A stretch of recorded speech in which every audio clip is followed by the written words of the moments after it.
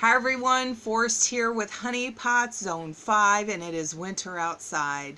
Today I'm going to be remaking a video. I didn't like the way the first one went. Alright, let's face it, it sucked.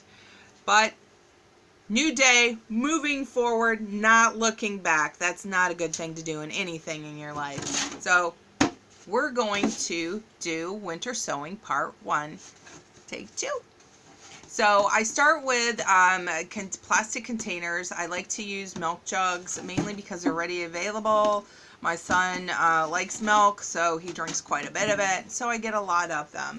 I also like to get like the juice containers, the big ones. I'll remove this label, but these are nice and big for like something you do a lot of. Like I like to do a lot of alyssum, so I'll have quite a few containers of alyssum planted and these big jugs. I also will use smaller ones like a water bottle. This is like the naked juice bottle. Those are great for when you have perennials, something that you only want a couple plants of, that you're not going to want, you know, 20 bean plants or whatever. You're just going to need just a few. Those are really good for that when you only need a couple seeds. Excuse me. Also, something like this, I use later on in the year, probably around March, I'll seed in these containers. You do like to use like 3 to 4 inches of soil in the bottom of your containers because of the heaving, but in March, it's not going to be as cold, or we shouldn't have as many, you know, sub-zero temperatures as we do now in February. So I'll start seedlings in March in here, and that will work out fine for that. These are really great because they're nice and hard, and they're easy to manage. I like these as well, but anything that's like this, I know a lot of people will go out and buy something.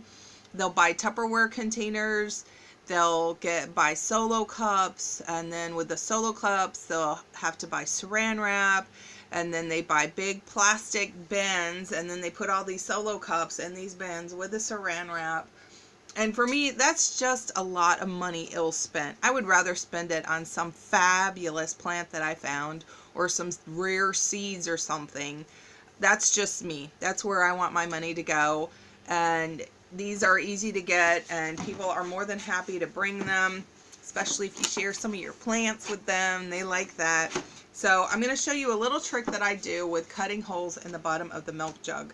First, you're going to go along this edge here, which will give you some pretty big holes along this edge, but it's super easy to do. These are the dollar store scissors. I told you guys how I would give you a review on these as to how good or bad they were, but these are pretty good. They're a little bit wimpy, but not too bad.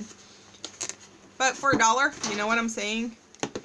You can have one in every drawer, because if you're like me, you can never find the scissors when you're looking for them. So I'm going to go all the way around the edge here. And one more. Oh, this was a water jug. Okay, a water container. And the last one's kind of the hardest to do. So you kind of have to fiddle with it a little bit. There we go. Okay, that's good. And then what I like to do, this is a noisy video. Add some more holes to the bottom using the magic Dremel here. I love my Dremel. This is just a little drill bit on here. If you don't have a Dremel, you don't have a drill, no big deal. Just poke holes in the bottom by doing the twisty thing, and you can make holes. But this, to me, it's just faster, and any excuse I have to use my little Dremel, I will.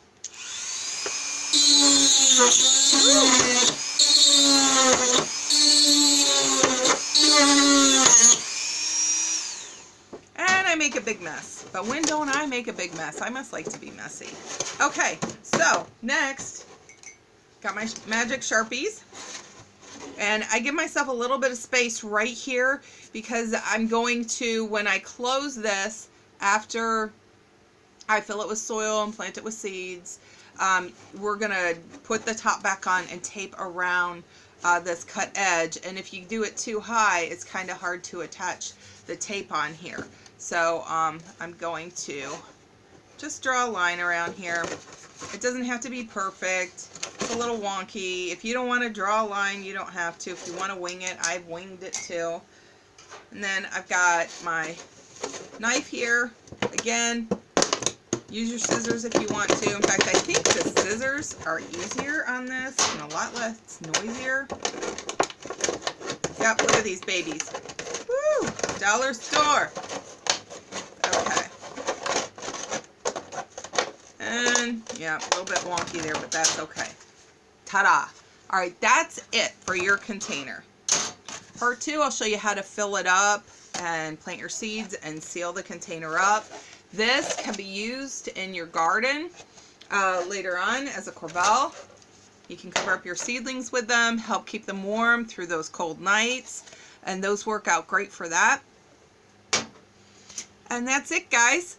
Don't forget to like and subscribe and leave those comments, questions, whatever you guys want. You want to just throw something out there, that's fine. Nothing creepy though, okay? So I will see you guys in the next video.